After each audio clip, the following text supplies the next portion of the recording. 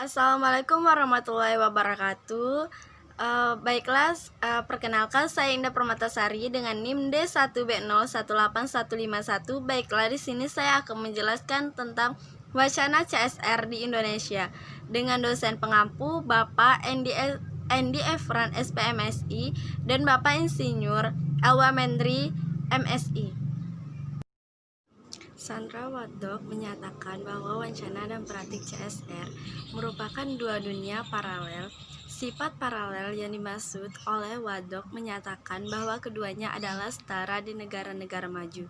Sudah ada cukup banyak wacana CSR yang maju, mengikuti arus utama CSR di tingkat dunia, namun praktiknya secara umum masih jauh dari gagasan-gagasan yang dipertukarkan dalam forum-forum ilmiah dan profesional, seminar-seminar internasional maupun nasional.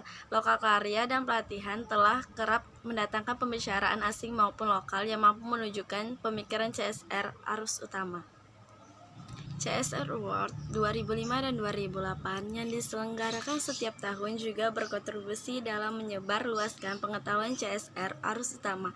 Yang dimaksud dengan CSR arus utama adalah karakteristik inti CSR sebagaimana yang dipahami dan dianut oleh sebagian besar pendukungnya di tingkat global. Karakteristik ini CSR yang atas belum memiliki karakteristik praktik CSR di sebagai besar perusahaan yang beroperasi di Indonesia. Mereka dengan mudah melihat siapa saja pihak yang bisa mempengaruhi operasi mereka, lalu berusaha membuat hubungan yang baik dengan pihak-pihak itu. Di sisi lain, kelompok-kelompok masyarakat marginal yang menderita dampak negatif operasi perusahaan tidak cukup mendapatkan perhatian. Karena pemahaman yang superficial, kebanyakan perusahaan di Indonesia belum bisa mengaitkan antara tanggung jawab sosial dengan tujuan ekonomi mereka. Aktivitas CSR kebanyakan masih dengan berupa outlet sebagian kecil keuntungan yang dibuat perusahaan untuk sebagai strategi untuk memastikan keberlanjutan usaha. Sebagian besar perusahaan di Indonesia yang menyatakan telah melaksanakan CSR sesungguhnya baru melaksanakan filantropi terbatas, belum sampai pada tingkat filantropi strategis, apalagi CSR. Kalau praktik CSR di Indonesia ditimbang dengan menggunakan kerangka sistem CSR yang diterapkan CSR Asia, misalnya, maka hasilnya juga tidak jauh berbeda. Sistem CSR adalah kesatuan manajemen tanggung jawab sosial yang dimulai dari penilaian, pembuatan strategis, eksekusi, hingga komunikasi. Dalam hal penilaian, pemetaan pemangku kepentingan, penilaian kebutuhan masyarakat, penilaian risiko non-finansial, dan marking dan dengan standar CSR tertentu memegang peranan yang penting.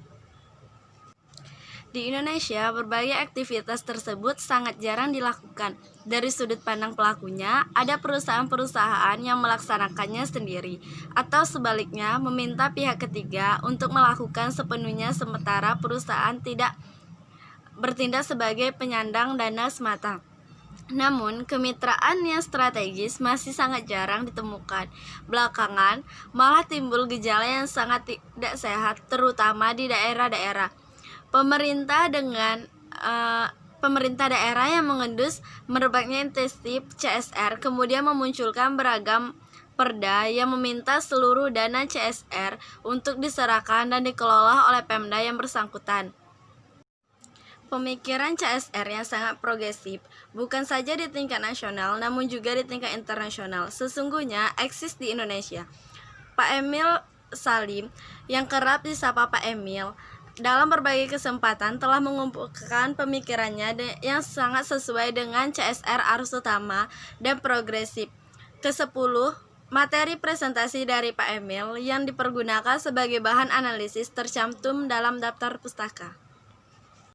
Untuk itu, pengakuan bahwa bisnis memiliki 3 kepentingan yang harus dijalani dengan seimbang adalah mutlak.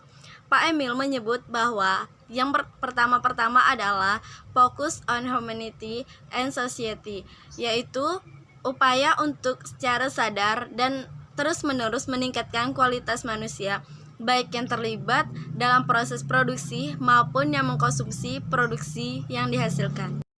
Dimensi sosial secara spesifik, Pak Emil menyatakan bahwa dampak negatif kehadiran perusahaan adalah dengan ketidakadilan sosial yang kemudian memunculkan disharmonisasi sosial, dan apabila tidak dikelola dengan benar maka akhirnya akan mengerus kohesi sosial. Dan mengenai dampak lingkungan sering hanya menjadi bentuk program bisa bermacam-macam. Dalam beberapa kesempatan, Pak Emil menyatakan bahwa pendidikan, kesehatan, kebudayaan, dan keagamaan adalah tema-tema yang sangat penting.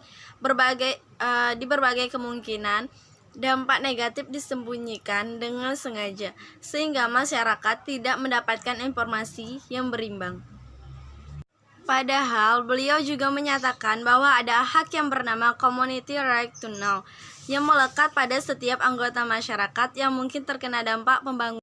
Dimensi lingkungan, sumber daya alam pasti jumlahnya terbatas, terutama yang bersifat tidak terbaurkan.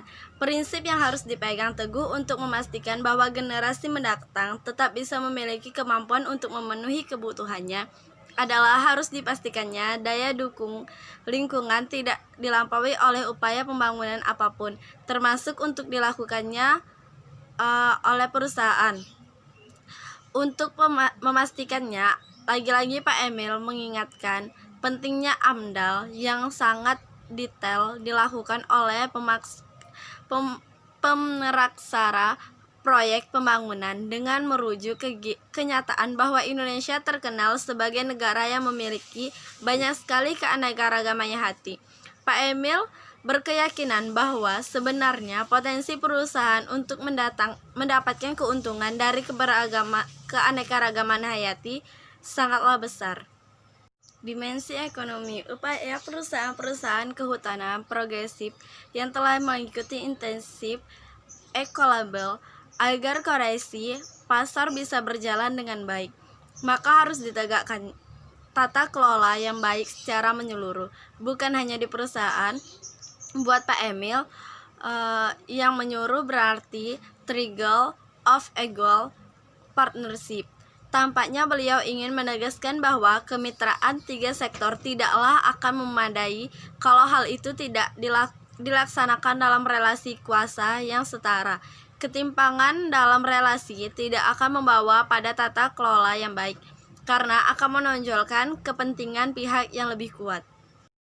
Pak Emil dalam berbagai kesempatan juga menekankan perlunya perusahaan untuk mengadopsi berbagai standar internasional yang sudah atau akan diberlakukan.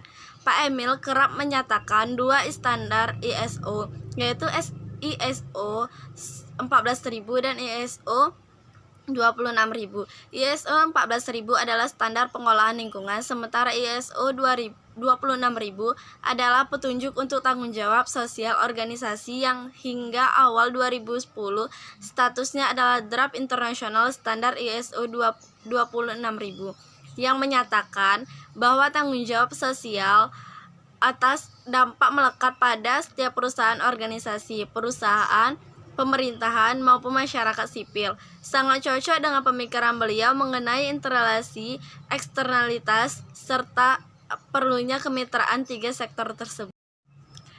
Menurut Pak Emil, sudah seharusnya perusahaan menganggarkan biaya untuk CSR. Namun demikian, penganggaran itu terutama terkait dengan keharusan untuk melakukan upaya interrelasi atas eksternalitas, sementara yang masih terlalu banyak dilakukan oleh perusahaan di Indonesia adalah anggaran sekadar untuk mencitrakan diri sebagai perusahaan yang lebih baik. Kalau ide regulasi CSR diterima, seharusnya perhitungan biaya yang harus disediakan oleh berbagai perusahaan akan berbeda-beda, tergantung dari dampak yang ditimbulkannya. Dalam hal ini, jenis industri serta ukuran perusahaan akan sangat berpengaruh.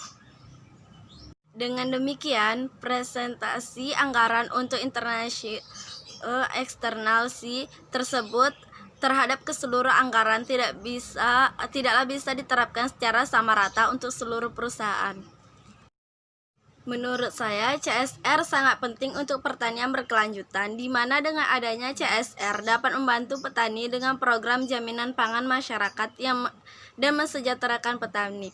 Implementasi yang diwujudkan dari pendampingan dan penyuluhan, pelatihan, pemberian bantuan, pengembangan kelembagaan, sehingga dapat mencapai 5 indikator keberhasilan pemberdayaan. Meskipun demikian, program jaminan pangan masyarakat perlu adanya peningkatan dalam hal sosialisasi serta pemasaran hingga program jaminan pangan masyarakat dapat dikenal hingga ke beberapa desa lainnya. Menurut saya, pemanfaatan dana CSR harus dialokasikan dengan baik agar petani menjadi sejahtera. Baiklah, sekian presentasi dari saya. Terima kasih telah menonton video ini. Saya akhiri dengan wassalamualaikum warahmatullahi wabarakatuh.